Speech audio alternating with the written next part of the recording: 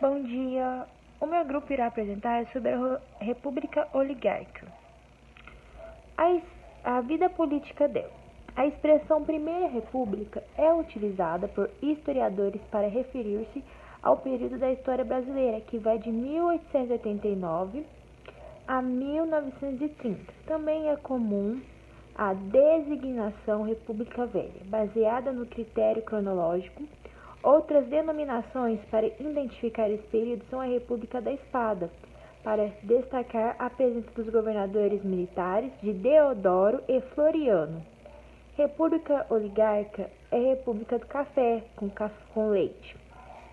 Destaca do condomínio Parque Sagrado, dos governos central e especialmente de políticos do estado de São Paulo. Voto restrito à minoria. Durante o Império, somente pequena parcela de brasileiros participava do processo eleitoral. Essa parcela reduziu-se ainda mais quando, em 1881, uma lei proibiu o voto dos analfabetos. De acordo com o historiador José Murilo de Carvalho, a exclusão dos analfabetos significa uma redução drástica dos eleitores por uma razão simples. Somente 15% da população era alfabetizado, ou 20% se considerarmos a população masculina de imediato, e 80% da população masculina era excluída do direito de voto na última década do Império. Tinha aproximadamente 12 milhões de habitantes, dos quais cerca de 1% participava das eleições. Coronelismo. Os primeiros anos da República Política Geral foi dominada em várias partes do país, grandes proprietários, que se tornavam verdadeiros chefes e líderes políticos da cidade, onde estavam estabelecidos como eram chamados comumente de coronéis, e suas práticas de mando e denominação ficaram conhecidas como coronelismo. Uma sociedade rural. Nessa sociedade rural, um grande número de pessoas trabalhavam em fazendas, recebendo uma remuneração miserável devido à exploração que sofriam dos favores dos patrões. Eles recebiam como empréstimos em dinheiro, por exemplo. Algumas formas utilizadas pelos coronéis para tirar a relação de dependência com os trabalhadores era mantê-los sob seu controle. Clientelismo. De acordo com historiadores, o poder dos coronéis ultrapassava os limites e as suas propriedades rurais, chegando por vez a alcançar as cidades de diversos empregos e cargos estavam com frequência sujeitos à sua influência, fosse na prefeitura, na delegacia, na escola, no cartório público ou na estação de trem, entre outros lugares. Muitas pessoas, como o dono de armazéns, médicos, advogados, prefeitos, vereadores, delegados, juízes, padres e professores, procuravam se aproximar dos coronéis em busca de apoio e favores. Voto de cabresto. Em troca de favores, os coronéis exigiam que os eleitores votassem nos candidatos por eles indicados, que se negassem, ficavam sujeitos à violência dos jagunços ou capangas, que trabalhavam nas fazendas dos coronéis, que assim formavam grupos armados e perseguiam os inimigos do patrão e aqueles que fossem infiéis. Fraudes eleitorais. Eles tinham tanto poder nas mãos e a ausência de uma justiça eleitoral, independente dos coronéis, também praticavam fraudes para que seus candidatos vencessem as eleições. Dentre as principais fraudes estavam a falsificações de documento para que os menores e os analfabetos votassem, a inscrição de pessoas falecidas como eleitorais, a violação de umas e adulteração das cédulas da votação e a contagem errônea de votos com favorecimento de candidato do coronel. A estrutura do poder. A troca de favores funcionava da seguinte maneira: o coronel mais influente e cada município ou região estabeleceu alianças com coronéis de outros municípios ou regiões para eleger o governador do estado. Em virtude dessas alianças, o poder político de cada estado tendia a permanecer nas mãos de um mesmo grupo em sucessivas eleições. Isso quer dizer que, no final do mandato, cada governador passava o poder para um parente ou correligionário. Cabe ressaltar, por último, que o coronelismo não teve a mesma influência política e social em todos os lugares do Brasil. De acordo com estudos historiográficos, Em várias regiões do interior do Nordeste, os coronéis tiveram sem dúvida muito poder, organizando até mesmo tropas militares próprias. Política dos governadores. Os governadores de estado davam seu apoio ao governador federal, ajudando a eleger deputados federais e senadores favoráveis ao presidente, que em retribuição apoiava os governadores, concedendo mais verbas para os seus estados, além de empregos e favores para os seus aliados e apadrinhados políticos. A política dos governadores reproduzia, portanto, no plano federal, a rede de compromissos e o clientelismo que já ligava os coronéis governadores dentro dos estados. Política do café com leite. Os dois estados que lideraram a política dos governadores foram São Paulo e Minas Gerais, fazendo uma ligações com proprietários rurais dos demais estados. Os políticos desses partidos lideravam a vida política do país, alterando-se no poder. Além disso, como São Paulo, o PRP, Partido Republicano Paulista, e Minas Gerais, PRM, Partido Republicano Mineiro, eram os estados com a maior população, aqueles políticos que tinham a bancada mais numerosa na Câmara dos Deputados. Vida econômica. A produção agroexportadora.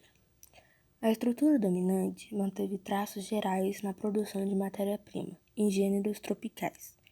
Na produção agrícola voltada à exportação, como açúcar, algodão, borracha e cacau, sofreu concorrência de outros países, levando assim a se concentrar num único produto, o café.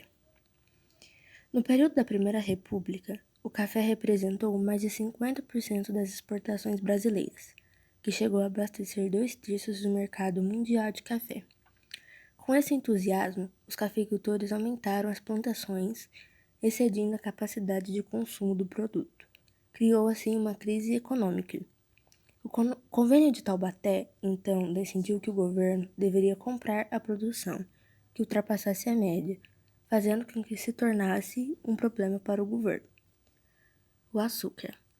Durante o período colonial, o açúcar era o principal produto de exportação brasileiro, mas devido à grande ascensão do café, sua queda foi inevitável. Além disso, a produção do café em Cuba e Porto Rico passou a ser negociada no mercado estadunidense, colocando assim o açúcar produzido no Brasil destinado ao mercado interno. Algodão. Entre 1821 e 1830, primeiro reinado, o algodão chegou ao segundo lugar em exportações brasileiras, mas nas próximas décadas entrou em decadência devido à produção algodoeira dos Estados Unidos, que com boa proximidade da Europa conquistou esse espaço. Durante a Guerra de Secessão, o norte dos Estados Unidos bloqueou as exportações do sul da América. Os produtores brasileiros aproveitaram a situação para suprir as necessidades da Europa, fazendo assim no segundo reinado, voltou a ocupar o seu segundo lugar nas exportações. Borracha. Em 1889, a Primeira República já vivia seus anos de glória na produção da borracha. Produzida a partir do látex, sendo extraído da Amazônia, a borracha tornou-se um produto crescente nos países industrializados. Mas logo a dificuldade de acesso a seringais apresentou o problema de falta de demanda.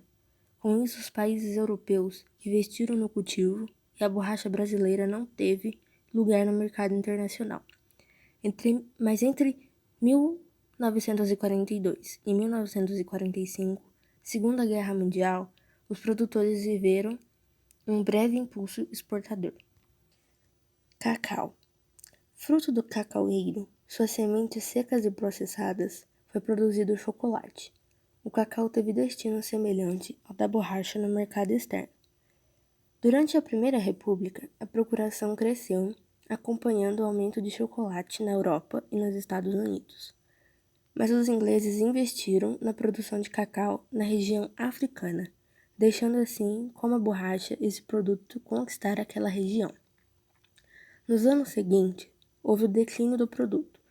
Enquanto o Brasil exportou 100 mil toneladas de cacau, a Costa de Ouro, região africana, 260 mil toneladas.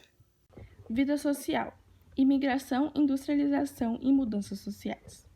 O período da Primeira República também foi marcado pela grande imigração, principalmente europeia, pela criação de uma política de proteção aos índios por parte do governo federal, pelo avanço industrial no país e pelo surgimento do movimento operário. A grande imigração. O Brasil está entre os países que mais receberam imigrantes europeus e asiáticos na época contemporânea, tendo seu auge durante a Primeira República, chegando a receber 3,5 milhões de estrangeiros. Essas pessoas vinham para o Brasil na esperança de uma vida melhor, por anúncios e incentivos do governo da época. De acordo com pesquisas, a maior parte dos imigrantes que chegaram naquela época eram italianos, que correspondiam a 33% do total. Entre os estados brasileiros, São Paulo foi o que recebeu o maior número de imigrantes, cerca de 57% do total de imigrantes. Essa vinda de estrangeiros favoreceu principalmente a região sul e sudeste, que tiveram transformações nos hábitos alimentares, nas rotinas e técnicas de trabalho, nos valores culturais e entre outras coisas. Política indigenista. Durante o período colonial, a política indigenista baseava-se na catequese promovida pela Igreja Católica e na criação e manutenção de aldeamentos indígenas. Ao tempo do Império, não houve grandes mudanças nas diretrizes dessa política. Com a República, a Igreja foi separada do Estado e o governo, por seu caráter laico, não tinha mais interesse em incentivar a catequese. Além disso, no início do século XX, havia certo consenso de que o trabalho missionário falhava em converter os indígenas. Ao longo do período republicano, em várias regiões do país, ocorreram confrontos com grupos indígenas. Em São Paulo, por exemplo, os Caingangue tentaram bloquear o avanço da Estrada de Ferro noroeste do Brasil. Nesse contexto, foi criado o Serviço de Proteção aos Índios, o SPI. Com a criação do SPI, o governo federal assumia a tarefa de lutar contra o extermínio dos povos indígenas e pacificar os conflitos entre os indígenas e outros segmentos da sociedade nacional. Apesar do empenho de alguns funcionários, o SPI não teve o apoio suficiente para impedir a exploração da mão de obra indígena e a invasão de suas terras. O SPI foi extinto em 1967, sendo substituído pela Fundação Nacional do Índio, a FUNAI. Avanço industrial. A Primeira República foi a época em que a industrialização mais cresceu. Isso se deveu principalmente à expansão dos cafezais e às crises de superprodução do café, que levaram muitos cafeicultores a investirem seus lucros na indústria. Números do crescimento. Em 1889, havia no Brasil pouco mais de 600 fábricas, nas quais trabalhavam 54 mil operários. Em 1930, já existiam no país cerca de 13 mil indústrias, que empregavam 275 mil operários. Concentrando 31% das indústrias, o principal centro de industrialização brasileira era o estado de São Paulo, onde viviam os mais importantes produtores de café do país e onde havia um grande número de ex-escravos. Também se destacaram pela concentração industrial o Rio Grande do Sul, com 13,3%, o Rio de Janeiro, com 11,5% e Minas Gerais, com 9,3%. Movimento operário. Com a industrialização progressiva da economia e a oferta de emprego a um número crescente de operários, produziu-se uma mudança importante na organização política e econômica da sociedade brasileira. Antes desses períodos, grande parte da força político-econômica situava-se no setor rural. O avanço industrial deu ao setor urbano maior importância e visibilidade.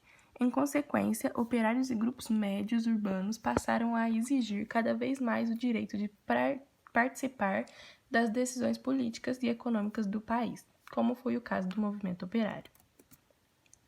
Trabalho nas fábricas. As condições de trabalho nas fábricas durante a Primeira República eram bem desfavoráveis. Os operários trabalhavam como se fossem escravos e em péssimas condições. As crianças sofriam castigos físicos e mulheres sofriam abuso sexual como castigo. Organização operária. Por conta dos inúmeros acidentes, baixos salários e dos longos períodos sem descanso, os operários se juntaram para realizar protestos e reivindicações. Dentre elas, destaca-se os sindicatos, que lutavam pela conquista de direitos trabalhistas e sociais. Dentre as correntes políticas que influenciavam o movimento operário, as principais são anarquismo, sindicalismo revolucionário e a corrente católica. A luta pela autonomia feminina. No período colonial, grande parte das mulheres eram submissas aos homens e viviam trancadas dentro de casa. Durante o Império, já tinham mais mulheres nas ruas, embora fosse para ajudar o pai ou o marido. Já na República, a mulher foi dando grandes passos para acabar com a opressão. O trabalho feminino passou a ser muito requisitado nas primeiras fábricas, onde eram importantes na parte têxtil e de alimentos. Apesar de exploradas e de receberem pouquíssimo salário, elas trabalhavam duro como os homens. Um dos fatores que encorajavam as mulheres a seguirem sua liberdade era o cinema brasileiro, que em 1907 começou a exibir filmes que há mulheres fortes e corajosas, sendo reflexo de uma sociedade moderna e industrializada. A greve de 1917. Em julho de 1917, ocorreu a primeira greve trabalhista na cidade de São Paulo, provocada pelo descontentamento dos operários com as condições de trabalho. Essas manifestações geraram muitas brigas com a polícia, causando a morte de um dos operários no dia 9 de julho. Esse episódio ampliou o movimento, paralisando as fábricas de São Paulo e de outros estados, e alcançou cerca de 70 mil trabalhadores que também aderiram à greve. Para acabar com a greve, o governo e as indústrias prometeram melhores salários e condições de trabalho e também prometeram não punir os grevistas, mas nada foi cumprido à risca.